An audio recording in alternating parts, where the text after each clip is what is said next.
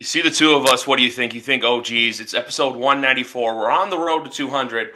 But as you see the ticker on the bottom, usually screams now on the Dean Blundell Network. But today, we step away from that. Phil was here last year for a very serious moment. We have another one that just occurred, unfortunately, with everything that happened with the University of Virginia football program. So we just wanted to send our quick thoughts and prayers to anyone affected by it, to the football program as a whole. I know their game against your Coastal Carolina Chanticleers was canceled for Saturday. So hopefully they finish off the season against Virginia Tech next weekend. But just wanted to start off with that. You know, it's the least we could do here at YWC Football Talk.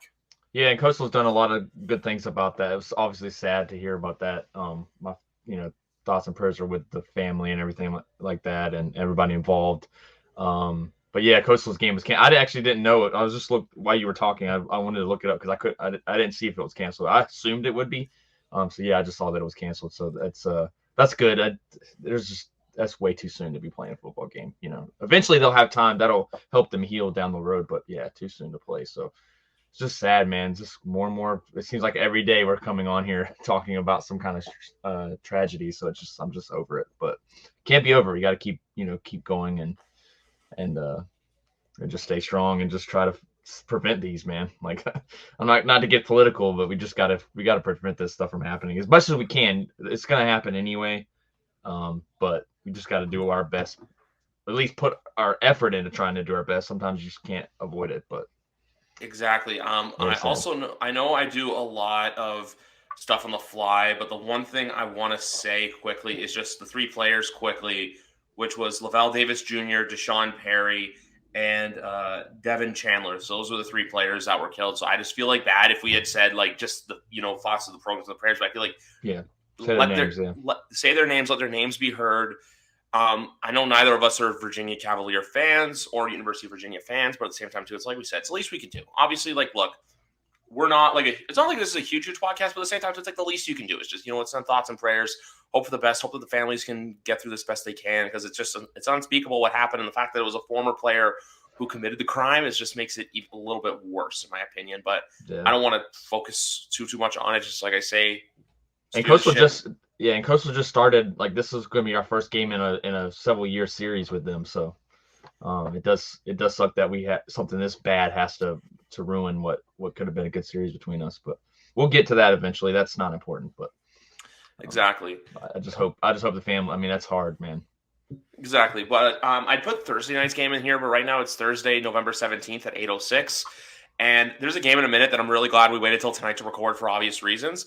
But we start off with the Colts and the Eagles, with the Eagles now officially being the last team to have lost a game in this NFL regular season. But they're still a 7-point favorite against the Colts, and the over-under's at 44.5. Like, I don't know if we did the Colts a favor or if the Eagles are due for a bounce back here, but This is at Philly, right? it's at Indianapolis. Yeah. So whatever okay. the first opponent is the home team, second opponent is the away team. Okay, that's what throws me off. Okay, gotcha. Oh, good. Yeah, I mean, look, we all knew. Well, I knew. I don't know if we all knew, but Philly wasn't going undefeated. That's not happening anymore. I'm not saying it can't ever happen because who knows? It may happen one time, once in a blue, but it's going to be so rare. It's going to happen when we don't expect it to happen. So we should stop even ever educating the fact or entertaining the idea of that's ever going to happen because I knew it wasn't going to happen. Philly's a good team, not taking anything away from them, but any given like so many teams are so close, and especially this year, I think there's not a lot of teams that are just way above everybody else. And Philly looked like that team, but like I still think I knew they were going to drop a game, and division games make sense.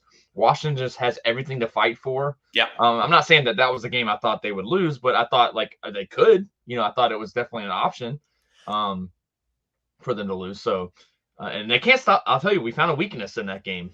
I was able to watch a little bit of that game, and Philly's, and they already fixed it this week, but they can't stop the run. Nope. Well, they can, but they can't stop. They couldn't stop the run in that game. So that might be your, long sustaining drives. A lot of defenses aren't built for that. Which is one thing the Patriots have always done is like just long, 6-8 minute drives. Like your defense is deflated after that. Like they just can't, perform the same way they used to. Exactly. My thing too is if Indianapolis knows one thing for this game, just hand the ball to Jonathan Taylor. Like we saw. Well, thank you, Brian Robinson, number one for winning me fantasy this week. But number two being Just give the ball to Jonathan Taylor. We saw what he did against the Raiders defense last week. He had his best game of the season. I think he ran for like 140 yards or something like that, with a couple touchdowns. So I'm just here to say, like, if the Colts give the ball to Taylor, they'll be fine. The other thing I want to say too is I don't like people with the undefeated thing. I get it. Philly was never going to go undefeated. I just don't like everyone basically going like, they're frauds. I told you they would lose. I'm just like, that's the thing I don't like about this world and with a lot of fans. It's always focusing on the negatives of other teams. Focus on the fact that there's a team out there that is 8-0. Sure, yeah, they lost to a divisional game they weren't supposed to lose to. Guess what, though? I know Phil's not a gambler, but I am, and I'm here to say this. Whenever you see spreads that are high like that in divisional games, you do not take the favorite to win. You take the underdog, because both teams know each other very, very well. And we'll get into that because we do have a handful of divisional games this weekend, including one that's very important for you and I. But with this game right here, if I had to say it from a perspective of what I think is going to happen, I think the Eagles get a win, but I don't think the Colts make it easy. I think the Colts are going to be that team that are going to, like the box that just stands up, they go out swinging. They just give it everything they have, but when it comes to time, Philly will land that one punch, because when I trust it at the end of the day, I trust the Eagles more than I trust the Colts. Yeah, and let's look as much as we talked about, Washington playing well and the fact that they were able to run the ball well. One fumble and Philly's take one fumble away, and Philly probably scores to take the lead. Now maybe Washington comes back after that, but like there's just things that happen in games like that just sometimes games don't go your way. So that I'm not saying that's the only reason that Philly lost, but I think that was a big play. I mean, Jalen Hurts made the throw, receiver just fumbled it. So I will say the inning play, everybody's like freaking out, like, oh, safety, like he gave himself up. Like, you should know better than, like, there's some plays I'm like, okay, come on, could we have to protect the quarterback? But me, for one, I think that play was fine. Like he gave himself up. You had time. Like they show, like when you show up close, like you can't really see it, but when they show it like where you can see the whole aspect of the play, like he had plenty of time. He could have moved out the way. Not that he hit him maliciously. I'm not saying he did that, but I do think he, I think the call was justified, and I don't think it cost them. I mean, they were at that point, like the game was. I mean, they were going to have a miracle. Yeah, and I know you just came back. I want to take a side pivot for a second, because I know you just came back from Disney, and I'm in a fantasy league where the theme is Disney names. So my team is Blitz a Small World. I love it. That's good. That's good. And I'm 8-2, and I'm trying to get AJ Brown from a guy who's 2-8. And he's trying to give me A.J. Brown and Juju Smith-Schuster for Jalen Waddle. I'm here trying to build a Thanos team. I don't want to give up Jalen Waddle for A.J. Brown. I don't think you can. Like I have it's almost like an even trade, almost. He's also trying to throw in Juju, and I'm like, Juju just got the daylights knocked out of him. I just want to be like, Jalen Waddle. Trades are hard, man. Look, I made a trade in fantasy this year, and it part of it's helping me win, and the other part of it's helping me lose. So yeah, I'm still 6-4, but I traded for Tua, actually. I have two leagues that I'm in. I'm really good. One of them is this Disney league with some guys up here in Canada. The other one is Matt Lorenzo's run league. I don't know if you were ever in it at one point. I think I was at one point, yeah. In that league, I traded away Clyde Edwards-Helaire and Kadarius Toney, and I just got Kenneth Walker and Allen Robinson. And I did that trade because I know Cooper Kupp's out, so Allen Robinson's going to eat. And at the same time, I got Kenneth Walker because Clyde Edwards-Helaire has been nothing, and my other running backs are Jonathan Taylor, Nick Chubb, and I got to take a look at it for a second. But so basically, I also have a good team in this league. It's Country Roads Take Mahomes, and my team is Mahomes, Adams, Robinson, Chubb, Taylor, Andrews, Davis, and Ramondre Stevenson. That's my starting lineup for this week. And then Kenneth Walker's on the bench, so he'll circulate in and out. And then also Daniel Carlson, and I picked up the football team, the Commanders defense. They'll be good this week. Texans, they play Texans, so they play the Texans. My only worry about that is we'll get into that game in a minute, but that's just one thing I wanted to say right there. The trading fantasy trades are so tough, just especially when you have teams. Man. When you have teams that are bad that are still trying to stay relevant, I'm like, I just want to be like, just give it up. That's my only thing. I want to say, like, your season's done for, and you've got me trying to go for a championship. Yeah. Trades are very, I could go all day about trades. I just think there are really good even trades that can help both teams out, but very rarely does that happen because both teams have to be on the same wavelength. Even the trade that I made, I had to give up more than I wanted to give up. And then of course, I don't know if I was on here since then, but I traded for Tua, and he ended up getting that infamous night. That was the week that I played him. You and I literally recorded that day. Yeah. You and I recorded earlier that day. That's right. Yeah, you and I recorded that day. That was week 4. So, I remember the last time you were on right before the Packers game. At that point, I was like, never again. But the trade has come out like I've won some games. The last few weeks I've won because Tua's gotten 30 plus. So, my running backs are struggling, but injuries you can't really circulate and circumvent. It's more, how do I say this? It's more when you think you're getting something good in return, but then you end up getting finesse. That's why, like, I have PTSD when it comes to trading with Bobby Gross. I'm publicly not afraid to admit that because that kid's burned me a couple of times in the league. Well, I traded with Jared, so everybody knows who Jared traded. He was on here last week. Yeah, there you go. So it was actually your spot last Thursday. In case anyone was wondering, I'll give the trade out. It was Tua, Keenan Allen, and Antonio Gibson. That's who he traded to me for. I gave him Dak because Dak was hurt at the time. I needed a quarterback, and he has Joe Burrow and Tua at the time. He did. This is like week 3. Yeah. So it's been a while now, but so he gave me back, or I gave him back. What did I say? Who was the first person I said? Oh, Dak, because Dak was hurt. So I was like, well, when Dak comes back, you'll have a backup for Burrow. And then I traded him Dameon Pierce at the time, who had 2 really good weeks after I traded him, of course, and now he's kind of gone back to what he was, kind of like middle of the road. But and then I traded Deebo Samuel, which I hated because that's my dude. Yeah. But you have to give up some. Like, that's the thing about the trade. You're like, I'm like, I don't want to do that because I didn't want to give up Deebo. But in that same league, I have AJ Brown and Justin Jefferson. So I needed to boost the quarterback and then work like a flex. You can always play somebody. So Deebo was playing in my flex. So that's the thing in fantasy. Learn one lesson I'll tell you. If you're going to do a trade, just know you got to give up something in order to upgrade whatever position you're trying to upgrade. And that's what I had to do. It ended up working out because Tua didn't play for a couple of weeks. Well, Dak, I wouldn't have had Dak anyway, so I had to play Zach Wilson, things like that. So, yeah. That's the only thing I was going to say quickly is just like, look, fantasy in general, it can be fun, but it can also be very – this is why people say, like, with fantasy football, before we get into this game, I know the graphics are out for a while, people on YouTube, but with fantasy, it can be fun when people know what they're doing, but when people try to get off the rails and stuff like that, it can get very annoying. So, folks, for those of you out there wondering, oh, I don't play fantasy football, what's the big deal? We take a lot of pride in our imaginary football teams, okay?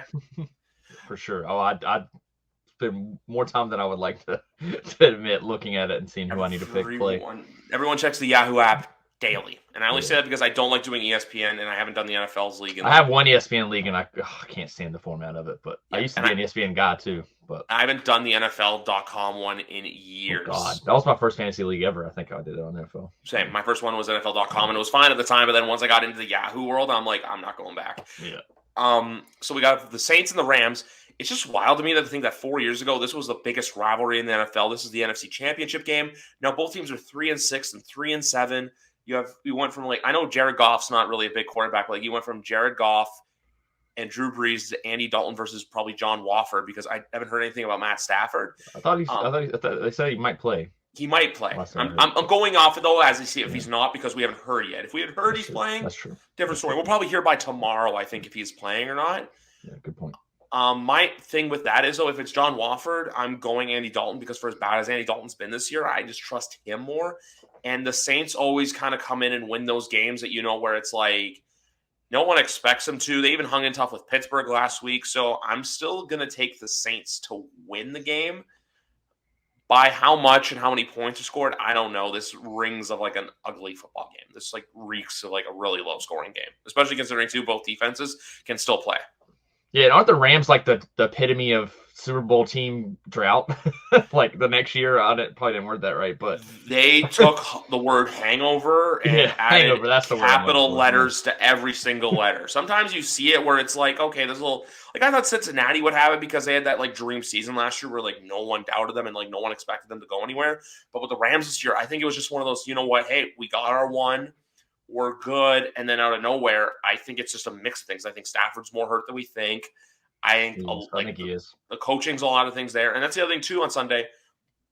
You don't have Cooper Kupp there to bail you out anymore. Cooper Kupp's out with a high ankle sprain. So when it comes down to this, I just look at the Saints where I'm like, this is your perfect chance to get back on track. Like, I don't have either team making the playoffs this year. But I think if the Saints can win this game, like winning or losing this game for either team could be the difference between having a respectable record and being in the basement of the NFL. I haven't seen this. I know he got placed on IR, but can he come back? Can Kupp come back, or is he done? I think in like I think he'll. 4 weeks? Is it a 4-week thing? Well, let's see. Mac was out for about 4 weeks from when he got injured to when he came back. So I think he'll be back probably, if I had to guess, So he's not done. Okay. He's not done, but I'd say he's probably back closer to Christmas. Like I'd say week 15. Which might be too late for the Rams. Exactly. It'll be like a too little too late thing. And also when he got like a couple of times he got banged up in recent games, it was because he was still in there way, way too late. I feel like the Rams too, like when you kind of touched on this, like they kind of went all in on 1 year. Yeah. And they got what the goal was. Like the goal was the championship and they got it. And so like now they're just gonna have to start rebuilding up to where they're a contender again.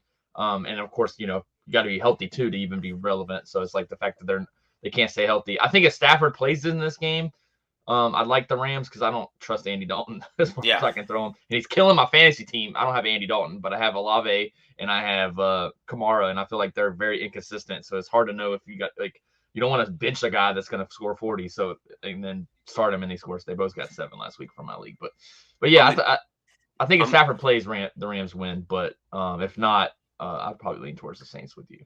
I have the exact same thing with Olave too. Like I was really big on him, and he has a couple good games, but he's been kind of down. If you get him a good quarterback, Olave is going to ball. Atlanta, Chicago. This is a game that honestly intrigues me. I think it's going to be a very high scoring game because let's face it, both defenses are not good, and both offenses have stuff that works. Like we saw. Look, Justin Fields cooked us about a month ago. I'm not afraid to admit that, where we just had everyone played bad. Coming out party for Justin Fields. Yeah, the coming out party was against us, and then they decided to sell, and now they scored 30 points in all their games, and they have not won. I think it's like the first time in NFL history that's ever happened where you scored 30 points in 3 straight games, and you don't win a single one. I'm going to go Chicago here just because I trust Justin Fields more than I trust Marcus Mariota, if that makes any sense. But I'll say this as well. Agree. If you get Atlanta a proper quarterback, Drake London is going to be a player for fantasy and in the NFL. They have pieces there with Patterson too. If he can get back to being healthy, I think that Atlanta team's offensively at least. I don't really know much about their defense. I know it's not that good, but I think it's like Mariota just isn't Mariota is the perfect example of he's a backup that can come in and win you maybe a couple games or whatever, or manage it for a while. Long term, it just falls apart, and that's the thing with him. Yeah, I'm not going to trust Marcus Mariota to hey, say Atlanta's going to make the playoffs underneath them. No, Atlanta's a team. I came on record and I said this. I only had them winning maybe 2 or 3 games the entire year, and they're already at 4 wins. So for them, it's a successful season. If this team can go 6-11 or 7-10, that's a good season for them in my opinion. I know that sounds bad, but this is a team no one expected anything. Yeah, exactly. No, exactly. And in Chicago, Justin Fields is playing well. I think this is one of those games where I wouldn't be surprised if either team wins, but I do think Chicago is going to pull this one out after being close in the last couple of games they had. They got to win one of these games that they're they're just scoring points. And Chicago is Oklahoma. The Chicago Bears are Oklahoma in the sense, they'll give up a lot of points, but they'll also score a lot of points. That's what they are. They're a Big 12 team. Houston versus Washington. I'm going to say this right now. I think the Texans win this game outright. I know the Texans are a bad team. I think Washington's that team. They're coming off of a very emotional division win. You just did something no one expected you to do and go in and dominate the Eagles and end their season. I think this is a big letdown spot for the Commanders here. And also, if you're watching this game and only this game and you're not a fan of either team, something's wrong with you. The what now? If you're watching this game for the sake of watching this game, I got you're a football sicko. You are a sicko football. You are a nerd. You're a true football nerd. We all are, so I get it. But we all are. That's why I've used. I have fantasy implications because I have Gibson and I need him to continue to be getting mixed carries and stuff with Robinson. And I also have. I thought I had somebody else in Washington, but I can't think of it. Oh, I just pick up the kicker this week, but that's not a big deal. But either one. I see you make valid points on this game. I think that they could, this is a game, not necessarily a trap game, but this is kind of the game where, okay, you just got your big win. You come in, you kind of just don't play as well, and you let a team that shouldn't be beating you beat you. But I still think Washington wins this game. I think they're going to ride the momentum a little bit more, and they don't have to do much to beat Houston. Houston's just kind of there. Is there any bright? I guess Damian Pierce, but outside of that, is there any bright spot about Houston? Not really. No, that's pretty much it. They really went off a cliff quickly, and they had all the Deshaun Watson stuff, and now he's gone, and it's Cleveland's problem. Even though Houston, I feel got no response, had no remorse action for it. It's kind of pushed blame to the other guy, and then Cleveland took the brunt of the punishment when Houston should still face some stuff. But look, Bryce Young can look good there next year. John Mechie can look good there next year. We'll wait and see what happens with them. But for now, they're just a team that they're a cast of NFL rejects. That's what the Houston Texans are. Basically, teams. These are guys that if they had the chance to be on other teams, they probably would not be in the league at the moment. But I'll say this too. That's not a how do I say it? That's not a team that a quarterback's gonna fix. No. I think that's like you look at the teams like the Browns for over several years, like they always get a new quarterback, and they think that's gonna change everything. And it's like Houston needs a lot more work, organizationally, coaching wise, everything to make it work. So just going in and drafting, and like they need to draft the best player available, but if that's not a quarterback, that's okay. But they'll probably go quarterback because all the teams do it. All the sucky teams that get stuck in oblivion. It's like that. I don't know how often are you on TikTok? Oh, all the time. I mean, know that sound where it's like, you better fix all my problems, you little bastard, or something like that? That's basically what the Texans will be doing, drafting Bryce Young in or April. CJ Stroud, either one. I still go Young just because it's that Bama stuff. But if CJ Stroud leads, Ohio State to a natty, he will go first overall. Yeah. So there's still early on that, but yeah, I do agree. They're probably taking a quarterback, and to me, it's a mistake.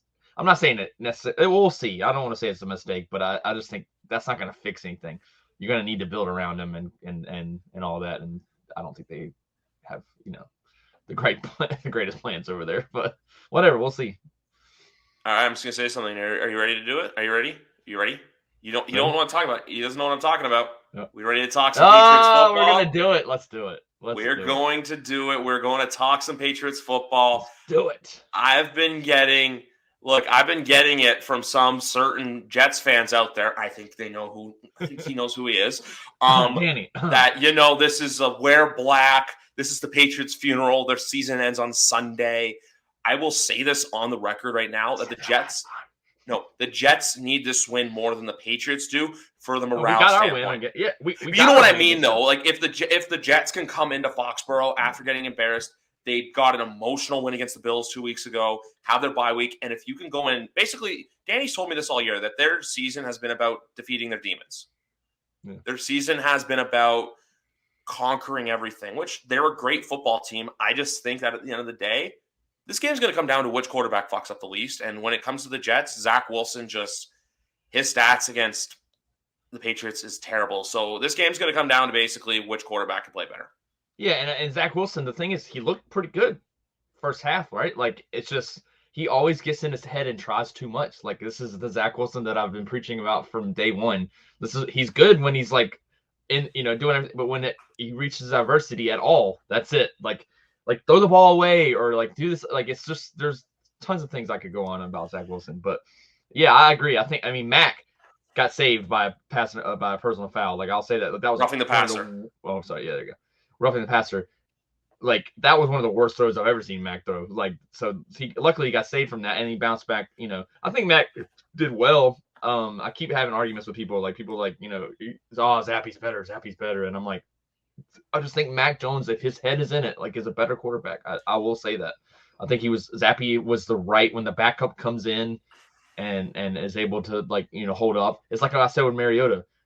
Look, if Zappy had to take on the role for he's not ready for that. So I think I do trust Mac, and I think Mac's gonna have a good game.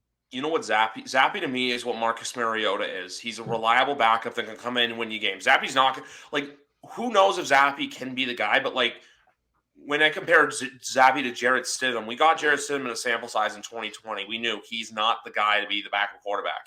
That's why I assumed. Yeah. I remember when we drafted Zappy, everyone was like, oh my God, Patriots drafted quarterback controversy. I'm just like, they just do not have faith in Jarrett Stidham. That's what it was. And then 2 weeks after the draft, Stidham was shipped off to Vegas. And now he's backing up Derek Carr out there. But my thing with this game is, though, a loss can set New England back because this is the only thing I'm worried about with New England. You have that schedule with Minnesota on Thanksgiving night. And I know primetime Kirk, but Minnesota's a really good football team this year. Then Buffalo, which that's going to be that's a game that the Patriots are going to get up for after what happened in the playoffs. And then the one thing that scares me more than anything is that stretch. I don't know if you've seen it where they go to Arizona and then Vegas. Vegas, in a 6-week period, just because look, whenever you have that, it's always that sense of like you're going to end up losing one. The one bright spot I'll say is too in this game. If I had to look at comparisons, if you let number 9 on the Pats do his thing, it's going to be a very long day for Zach Wilson. Which, by the way, I said this 2 weeks ago, and I got shot down by Matt and Alex. But I said that Matthew Judon was my defensive player of the year. He is on that pace right now. He's killing it, man. Like, there's a lot of good options, so that's the problem this year. But I mean, I'll even give props to Sauce. I mean, he's probably defensive rookie of the year, but yeah, Sauce Gardner is playing unreal. So I mean, but yeah, Judon's he just sets the pace. Like, there are some games where it seems like they kind of like, he's not able to get that production that you want, but like, it's just his presence is just like light years above, like just having him on that defensive line. Like, he's the defensive end I've wanted for years. It's like, he's the guy I want. Like, that it just, he could be silent all game, but then he makes one play, strip sack or whatever, and the game's different. Like, Hightower was very much like that, even though he was a linebacker. But like, I felt like Hightower was like, could be silent the entire game, and then bam, he did one play, and you just like knew it was coming. You weren't shocked by it. You're like, I knew it. Like, I knew this guy would come deliver. And Judon's done that this season. And I mean, it's you can definitely make the argument of defensive player of the year. You definitely can. I just picked him because I'm like, he's the guy that he's on a pace. He's like an 11.5 sacks. If he gets 18 to 22, because that's like the number, because I just don't see anyone pushing past the what TJ Watt did last year, the Michael Strahan record before that. If he can get into the high teens, low 20s, he's going to be right there in the conversation. My other thing with the Patriots, too, is that, look, this is Ramondre Stevenson's backfield as well. I think Damian Harris is gone at the end of the year, by the way. He's beat up, man. You can just tell he's not the same back. It's just, I think it's a change of scenery. Like, you know how there's some players where, like, they need to go somewhere else and, like, kind of change it up and thrive? Like, it happened to Judon in Baltimore. Like, a lot of players were coming, like, a lot of Ravens fans and, like, people were saying, like, I actually went back and collected some receipts, but there was videos being like, he's overrated. He's not what you think he is. He's just he's a guy. But at the end of the day with Judon, he's renaissanced his career in New England. I only say the Damian Harris thing too, because I think that they'll have Ramondre plus two. They drafted Kevin Harris and Pierre Strong. Yeah. One of those two will take over next year along with JJ Taylor. So I'm not too worried about New England. But the only other thing I'll say about this game is, look, I want the Patriots to win, but it's up to them if they want to win, but it's up to them to, not shoot themselves in the foot. Because if you look at our 4 losses this year, there's all been critical mistakes in each of the 4, minus Chicago, because everyone played bad in that game. Offense, defense, special teams. That's why when everyone was like ripping on Mac for that game, I'm like, yeah, sure, he had a bad pick, but at the same time too, at that game, he was just he was another tackling Justin Fields. He was another Jake Bailey, like, batting bad punts. No, I just want to throw that out there. Yeah, and sometimes, I mean, we kind of referenced this earlier, but like sometimes these games, like those, you look back and you're like, okay, what happened? You just chalk that up as it wasn't your night. Like, I know that sounds so typical and like cliche, but like some games, the other team's just better that night. They have a better game plan. They coach better. They're playing better, and they win. I mean, and I think that's how I look at that game. I don't look too much into it. I think if it follows into like multiple games, then you start to work. Then it's a bigger picture kind of thing. But this game, we get David Andrews back, which is huge. That is such an underrated storyline. I saw you tweet about it. Strange is going to play. Like, everyone just on that line is going to play better. I just say that because if you look at the 2 games, if you look at the 2 games where Andrews was hurt against New York, the last game against the Jets and the Colts game, Strange is 2 worst games of the season. Besides then, Cole Strange has been a fantastic left guard for this team. So it'll really help. It's really going to help Cole Strange's game out that David Andrews is back in the lineup. And also too, I just don't trust James Ferentz at center. David Andrews is our center. Yeah, and I mean, he did. Yeah, it's not Andrews, but yeah, I still think it comes down to Zach Wilson. Like, if Zach Wilson can stay in his head, like it could be. And the thing is like, I always look at it's division games, and this one is in New England, but we got the one in New York, and New York is a good team. So like to sweep a team like this it's hard. One thing I will say that I fear is if we were to win, like, we might see this team again in the playoffs. Yeah. A third time, we're not, like, I'll go ahead and say it now. We're not beating this Jets team 3 times. No. Unless they fall apart, maybe you come back and use my words against me. But this Jets team is not a team we want to see again. So if we need to get this win here and help to prevent seeing them again. My only thing with that is that I think this loss would mean worse for the Jets and the Patriots. Obviously, all the Jets, both teams would be at 6-4, but with the Jets, I feel like with them, it would be just a small downcline or downhill slope back into the pit of mediocrity where they've been for so many years. I just think that, you know what, if they come in and win this game, all the props to them. They finally slayed the dragon they haven't slayed in 14 years. And it could be the start of them really ascending to the, not top of the NFL, but really stating their claim that their rebuild's done and everything like that. But if they lose, it's going to be, what did we do wrong? What happened? Like, oh my God, we're spiraling out of control again. Because there's always teams that are like in that position at this time of the year that shouldn't be, that a couple losses can really change the trajectory of your season. Yeah, and it's a mental thing too. Like what a win versus a loss is going to do to the Jets. Like it's just natural how it's going to work. Like, oh, we're just the same old Jets. We can't beat New England. Like, oh, they say we're good, but yet we can't. We're getting swept again by the team that like we should be getting at least one win against. So I think if they get that win, it's that confidence booster that they'll go on and be able to probably make a playoff run at least. So I think it's a very. Whereas if they lose, how do they bounce back from that? Like I don't that's going to be a very interesting side for Jets fans. But Jets fans will probably be in the deepest, darkest of holes if they lose this game, because they'll just feel like their old selves again. But exactly. Nice, that's the thing. Like how Miami this year beat Buffalo, a team that they've struggled with. How the Jets are 2-0 in divisional play this year. That's something that's gone. I don't know if people know. Like the Jets beat the Dolphins week 5, and then they beat Buffalo 2 weeks ago. So that's what I'm saying. You keep at racking on divisional wins when you're a team that's in that wild card picture. It only does good for your mental confidence. That's where the biggest part of it is. Because think about it. That's where I say that it can go downhill for them is because if they lose, it's going to be, like you said, we can't beat them. Oh, my God, it's that monkey on our back. So if they can rip the monkey off their back, all the power to them. Will they? We'll find out Sunday afternoon. And currently, right now, let's just at least bask in this. The AFC East is the best division of football. Right now, football changes in a 3 weeks at a time basis, as I always say.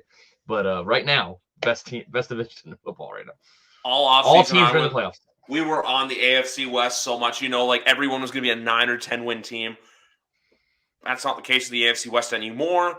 And then the AFC East, this is the parity that I've wanted ever since Tom left. This is the parity that I've wanted, and we're getting it. The Jets are a good football team. The Dolphins are a really good football team. Buffalo will figure it out. We're going to talk about that in a little bit. Buffalo will figure it out. They're going to be in the playoffs. I'm not worried about them. Yeah. New England at this point, they control their own destiny. They're in the playoff hunt.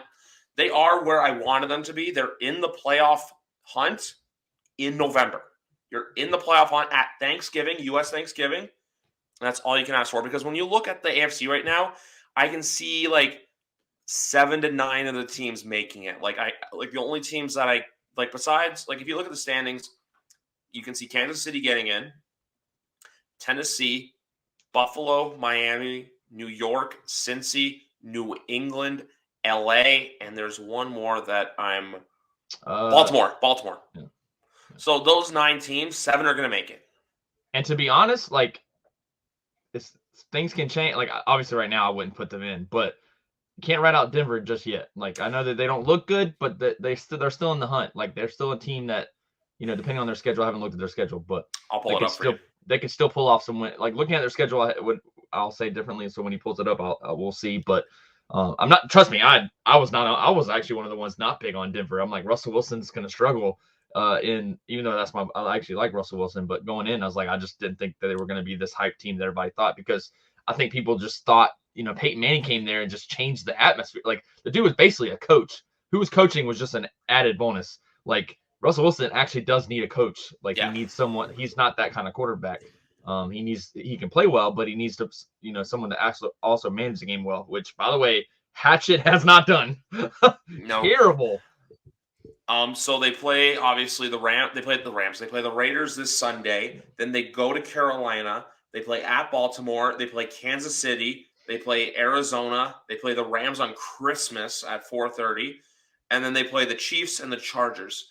So that's not a good stretch. The last 4 games, anyways. you in those basically from the last 5 games, they'd have to go effectively 4-1 in my opinion. They definitely need to win this Raiders game, including Baltimore. Yeah, you got to Yeah. steal. That's the thing. They have to go in, because I'm just looking ahead. We'll talk about that game in a bit, but they are the favorite on Sunday. That game could be them setting up for quite some disappointment if they do lose that game. We'll talk about it in a bit, but with Denver, you're basically playing them in Arizona, and like the Rams are all in the same position where you're playing January football in November. Yep. You don't want that, because that effectively means, like, I think the Broncos can afford to lose one more game before they're really out, because I think 10-7 is probably going to miss the playoffs this year, or has a very good chance of it when you look at the Bengals, the Patriots, and the Chargers, because there's too many good teams. Yeah, just too many. I just was mentioning it mainly that they're in the hunt. Yes. I don't think don't get me wrong. I don't think Denver's making it, but because of, especially after you said the schedule. But I'm just saying, I think they're still a team that you gotta, because would you be shocked if they kind of got it together? No, coaching wise, I would, but. Exactly.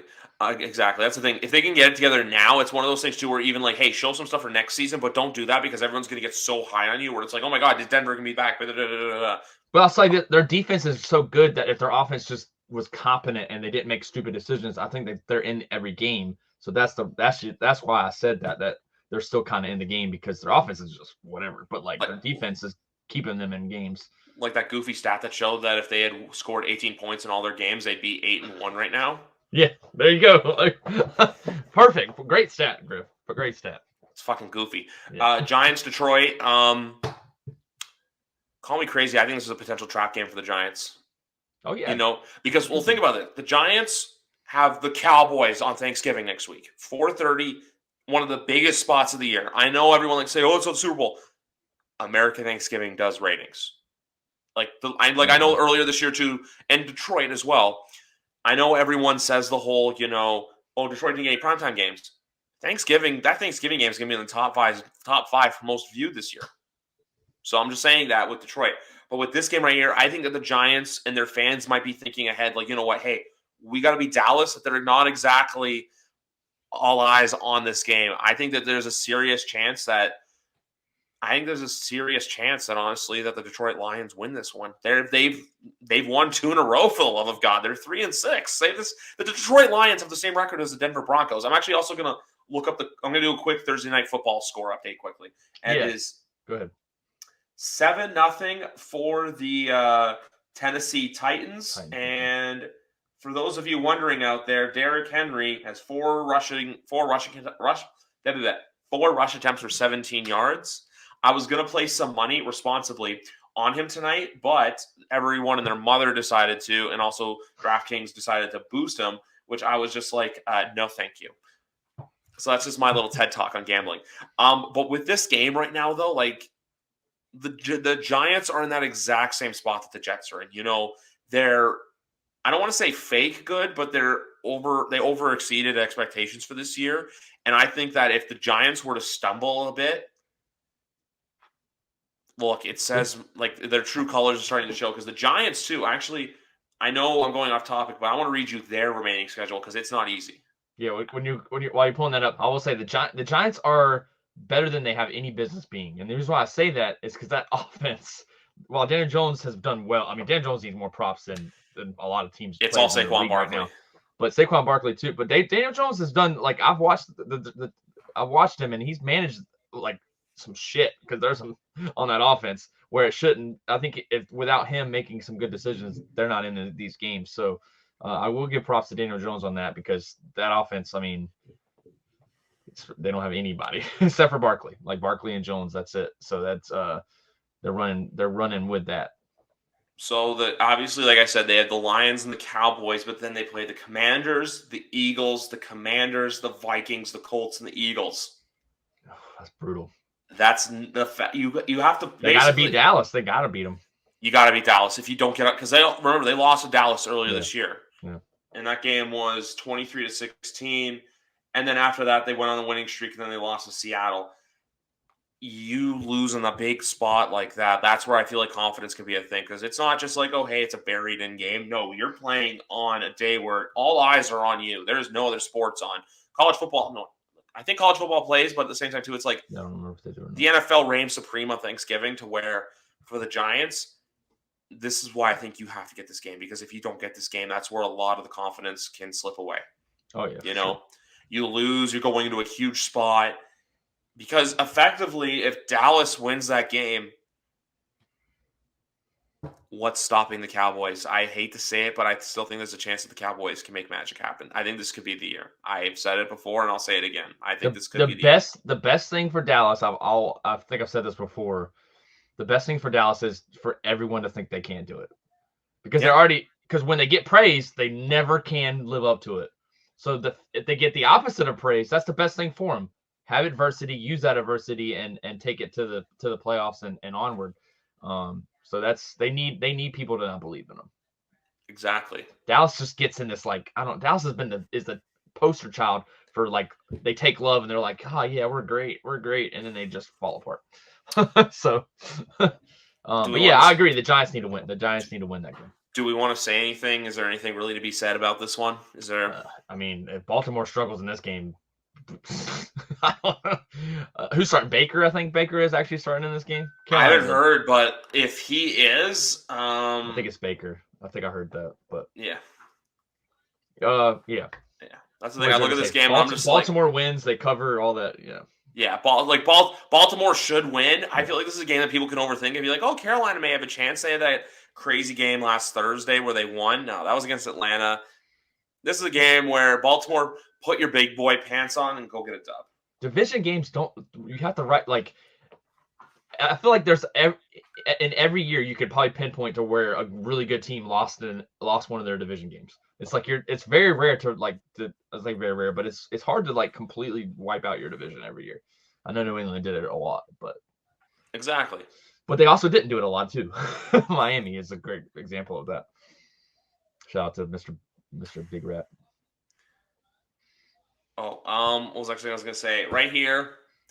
This is why I was glad to do. This is the game I was talking about, because today, for some reason, they decided to move the game from Buffalo to Detroit. Yep. Or I don't know if you saw it, but there is a carnival going on the field at Ford Field right now on the floor.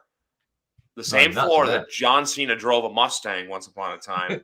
Yep. There is a carnival going on, which they have to tear down tomorrow to get ready for the football game on Sunday. I know it's a boring thing. I wanted to see a chaotic snowball. And I was ready to say, you know what, Cleveland's going to keep it close. No one's going to score any points. They're in a dome. Josh Allen's going to – this is a game where, you know what, the world's reminded. Josh Allen's a good football player. He's that dude. Unless his arm is worse than we think, in a dome, this is a game that Josh Allen should easily have the Browns winning. The Browns easily win against the Browns. Against the Browns, yeah. And you said it, Josh Allen's fine. The dude, first of all, the Vikings had to play the game of their life and barely won in overtime. Have a lot of shit go right. Let's be real. That Justin Jefferson catch is unreal. First of all, best one we've probably seen since Odell Beckham. But amazing. I was at work Sunday, and I'm in the break room. I'll watch one more play. Guess what that one more play was? Justin Jefferson going up. I was like, I can't go to work now. I had to go back, but that play was literally in break room. I'm shouting. I'm like, what? I'm look at this play, and my friend came in and watched the replay. But yeah, and then you got to think fumble on the goal line. There was just a lot of stuff that not typical what the Bills have been. So it was just one of those games, and the Vikings deserve all the credit in the world for it. As well, but I think this is a great bounce back game, man. There's not much to say. I'm about to sneeze. If it was in, that's my thing. If it wasn't in snowy Buffalo, give me a close game. Yeah, it's not anymore. No, not anymore. Now it's perfect weather. This is perfect. Josh Allen's probably gonna carve perfect weather, perfect dome. Right. That's what I meant. That's the one thing I wanted to say. Perfect weather, perfect dome. Quickly, I just wanted to touch on you with college football. I don't know if you've seen the rankings. I have, yep. College football, yeah. So you know how it's also Ohio State and Michigan? Mm-hmm. Michigan, here's what I think is going to end up happening. Georgia, because I think they're going to win the SEC, no problem. I think everyone's going to give LSU, that false sense of hope. Georgia's like gonna probably walk all over them. Yeah, I don't. I think No one's. Ohio State beats Michigan and wins the Big Ten. I think that too. The Frogs win the Big 12 undefeated, get in. And then Tennessee gets the 4th spot because Tennessee holds victories over Bama and LSU. And then the fact that LSU beat Bama, I think, holds a lot of weight considering Tennessee beat both of them. I'll tell you what, to still watch that ACC championship game. North Carolina, they were able. That's a big win if they can go in and beat Clemson. Like I know that's a big jump considering. Yeah, but because I don't know what they're ranked right now. I think North Carolina's what 12. I don't know. 10th maybe. Might be 10th to 12th, somewhere in there. Yeah, somewhere in there. But I still say watch that because I could see an ACC like if North Carolina now granted Clemson wins, I don't think Clemson's done enough to get in. But I think North Carolina gets that win over Clemson. I think that could be both teams have lost to Notre Dame, by the way. So, yeah, that's the thing. I think it's just the fashion that Clemson lost. And also, Jim, I think it's with Michigan as well. I think even if Michigan gets in, there's not a lot of stake considering that how their schedule was. Michigan had a very weak schedule. They played Colorado State. They played Hawaii. And then you had Ohio State, who played Notre Dame, who played some bigger schools. And I'll also say this: none of this matters. Georgia's winning it all. There's no one to me that looks like even like granted on any given Sunday, but it doesn't happen as much in college. I just think Georgia's far and above. Like you know how every year we're always like, well, it doesn't matter who gets in because Bama's going to win it all. They're clearly the better team. I think that's the case with Georgia. I just don't think anyone's like. I think that Tennessee game proved like Tennessee looked really good, and then they go against Georgia and couldn't do anything. It's just wild to me that Georgia lost the amount of defenders that they did, and they still have like probably the best defense in the nation. The fact that they've just. But here's the thing, though. I want to say with Bama quickly. I love how everyone's kind of on that. That Saban dynasty's over with and everything like that. I think it's two things with them. I think one, there's not a lot of playmakers on Bama like there usually is. Like years past they would have like. You had Jerry Jeudy, you had Henry Ruggs, you have and the list would just go down and down and down. Like I can go on for days naming Bama players. But then now there's besides Jahmyr Gibbs, there's no one really that stands out. But Bama will be back. They're going to be ranked high next year, and everyone's going to be like, oh, why are they ranked so high? And then you snap their fingers, and they're going to be a power. This is when you've been a powerhouse. You got 2 losses and everyone's writing you off as you're done. I mean, in the playoff picture, but it's just they lost 2 games. They're still Bama. Bama's just not quite what they used to. The only thing is, I think it's still gonna beat. They would probably still beat. They're probably gonna destroy whoever they play in the ball game. It's like.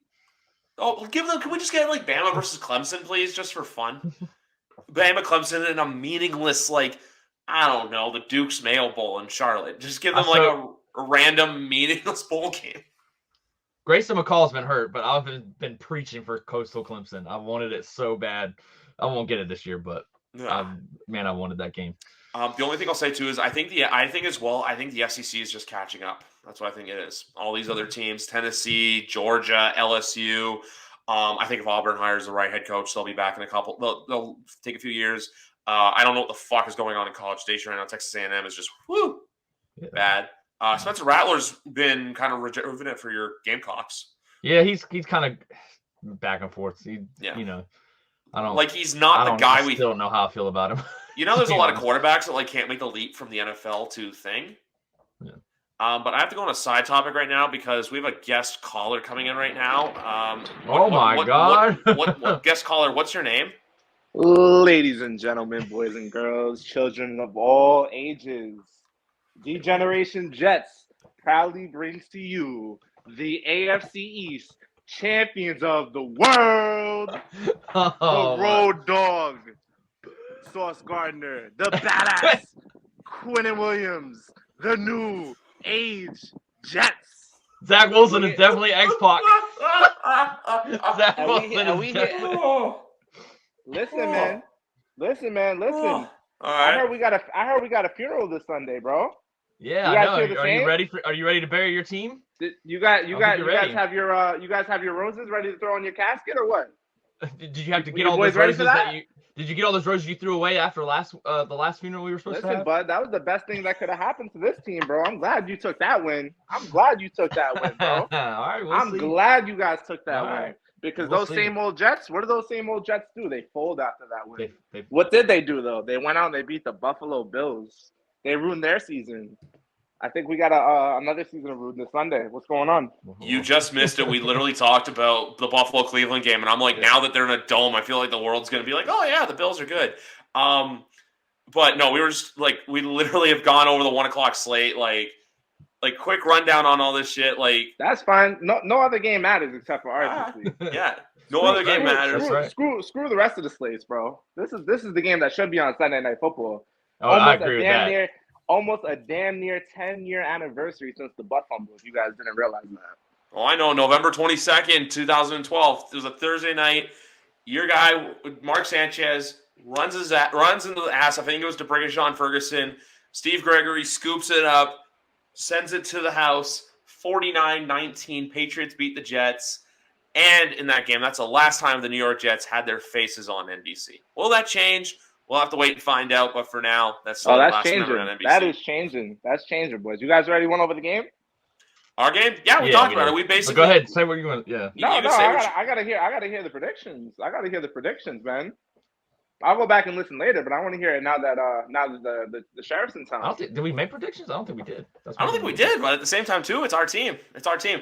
We were just saying more or less than anything that we think that I know you and I have talked about this privately, but I just think that this is that kind of win where if the Jets go into Foxborough and get this win, something they haven't done in Foxborough in nearly 15 years. When the Jets go into Foxborough and get the win. Keep saying it, Danny. I love it. Because every time you're this confident, you lose. I love it. I didn't say this earlier, but I'll say this now. It's like basically you're pushing your foot on the gas. Robert Saleh's got his foot on the gas, accelerating full. I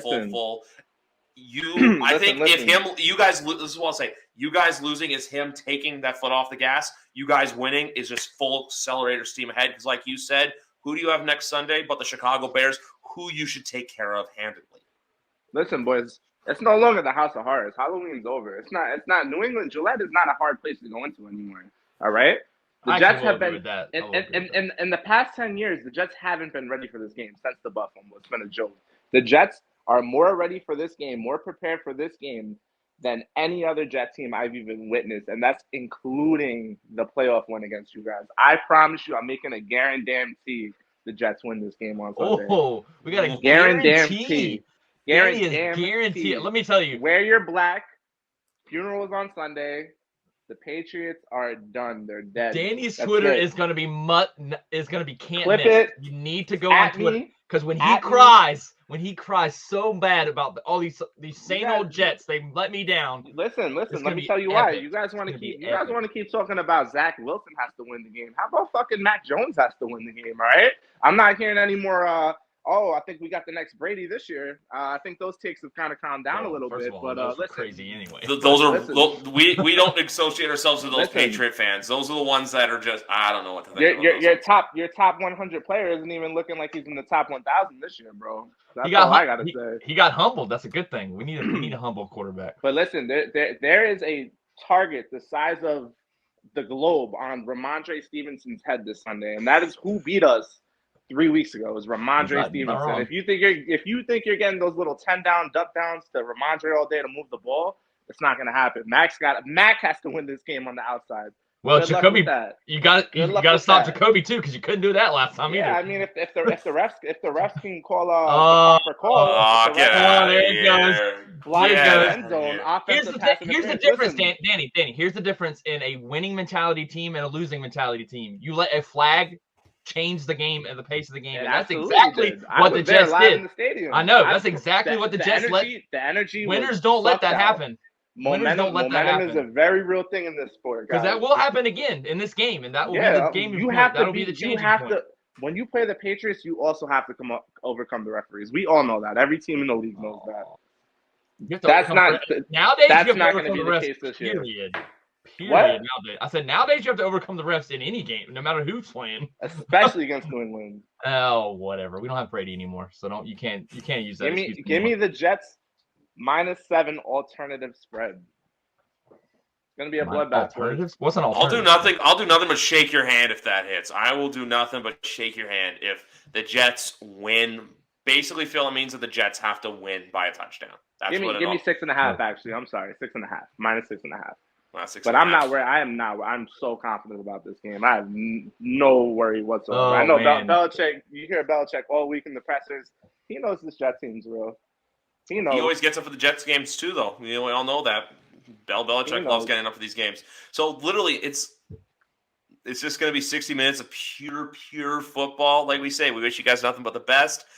Just hope our best is better than your best. I can't wait to let you guys. I can't wait to watch Zach Wilson fail again.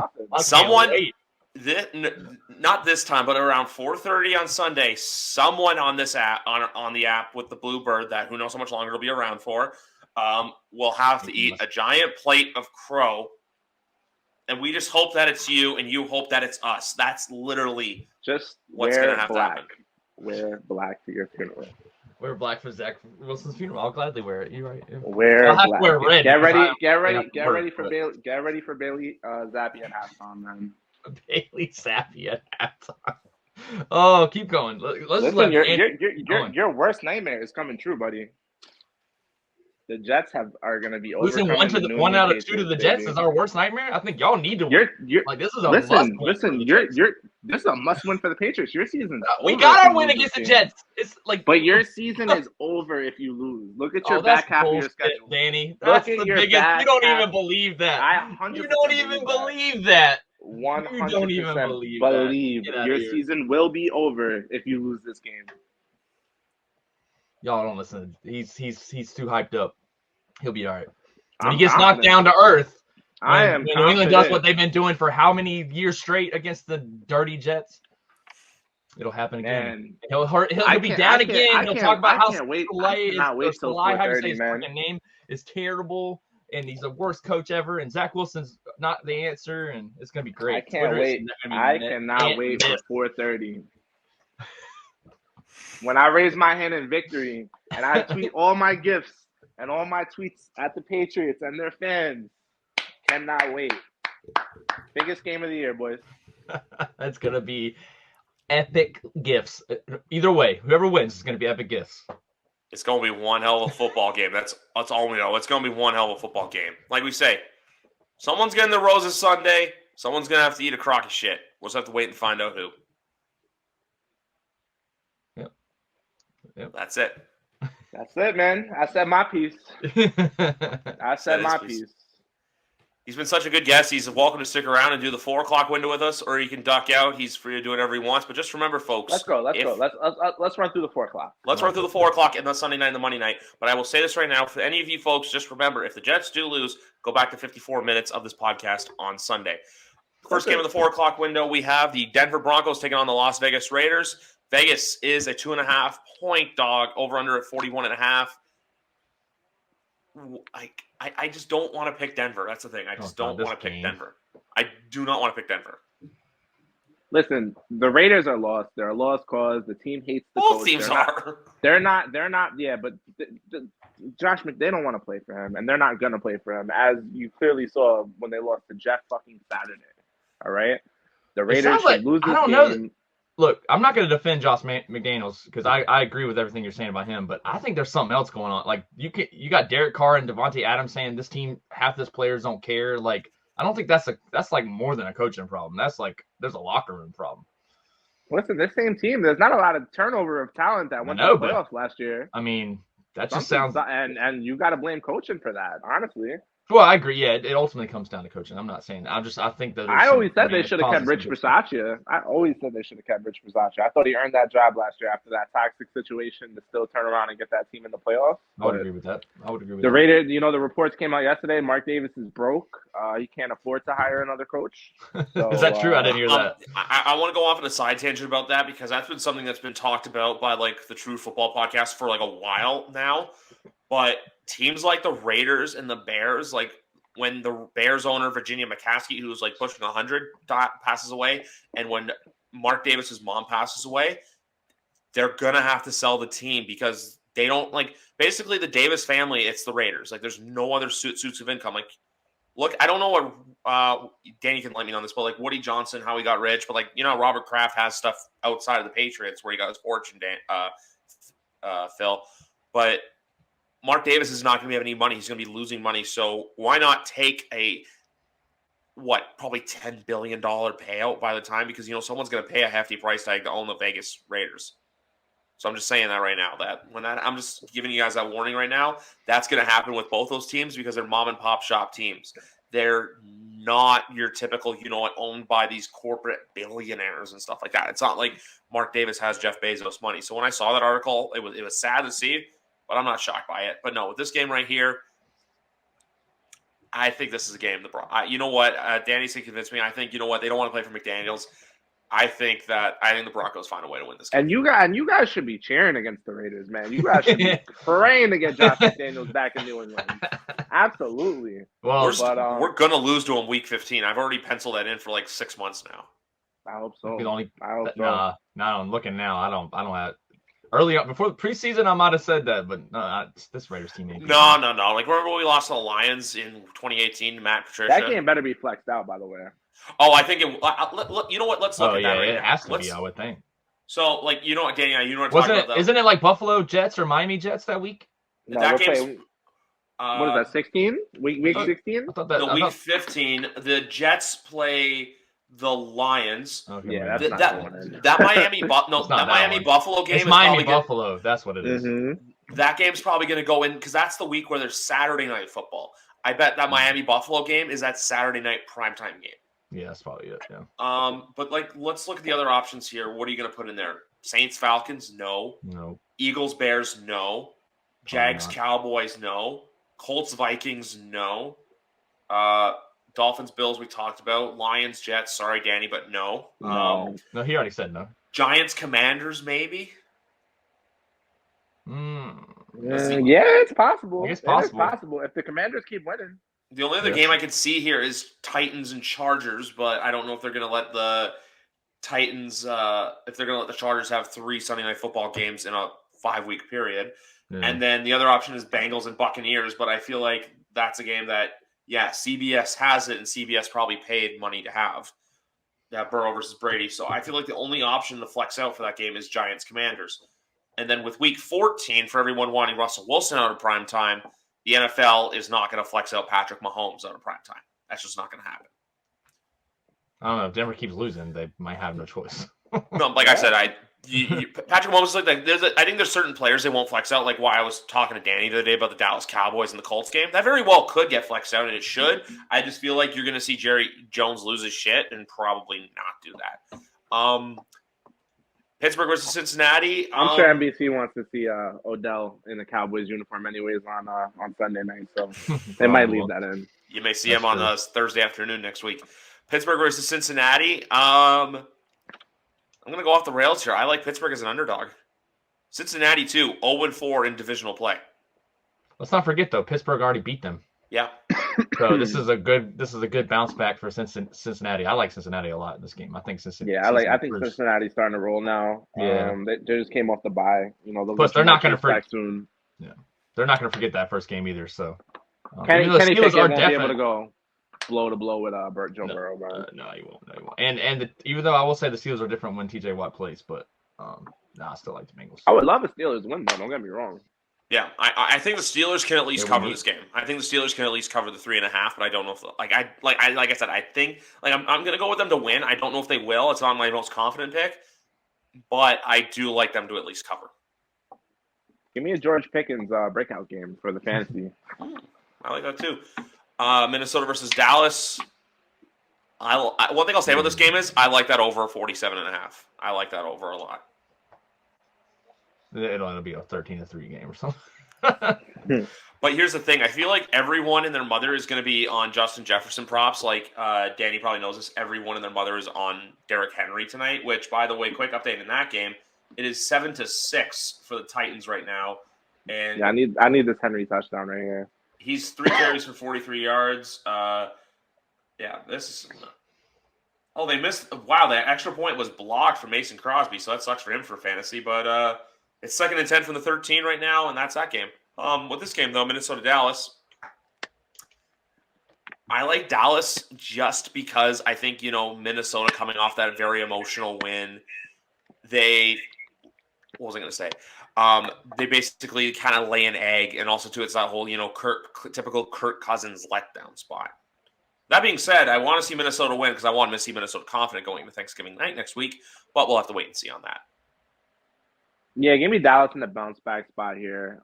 Minnesota's way overdue for a loss. It should have came last week, but thank God it didn't. I'll take that all day. They didn't look great for 3 quarters plus, and they just turned it on and something happened weird that never ever happens in the history of the league. And they stole one, which I love.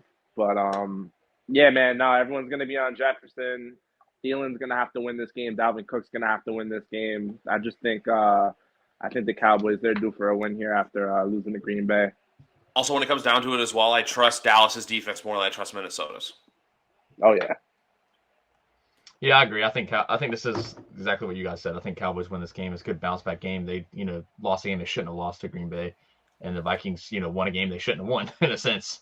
Whereas, like Danny said, something that happened that rarely ever happens in the league. The game that was flexed into primetime for Steelers-Bengals, though, was the Chargers and the Chiefs. Ugh. I know it's like Herbert and Mahomes. I know it's a good rivalry. I know it's a divisional rivalry.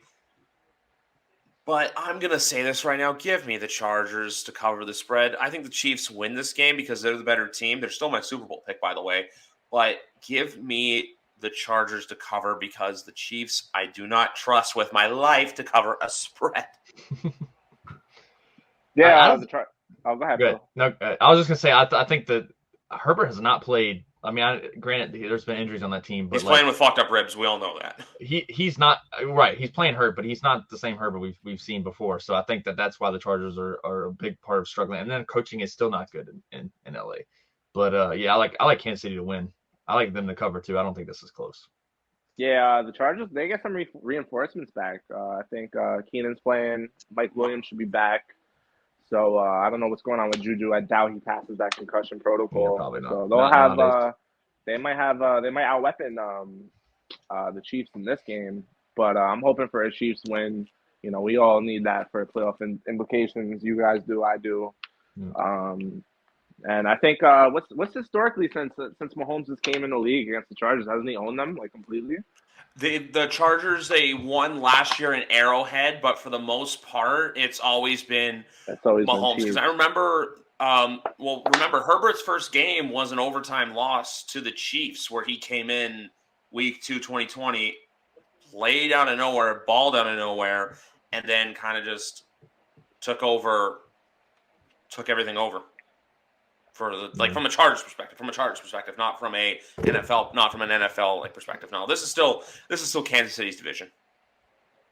Yeah, so I think it's gonna be a good game. Don't get me wrong, but I'm gonna go with the Chiefs.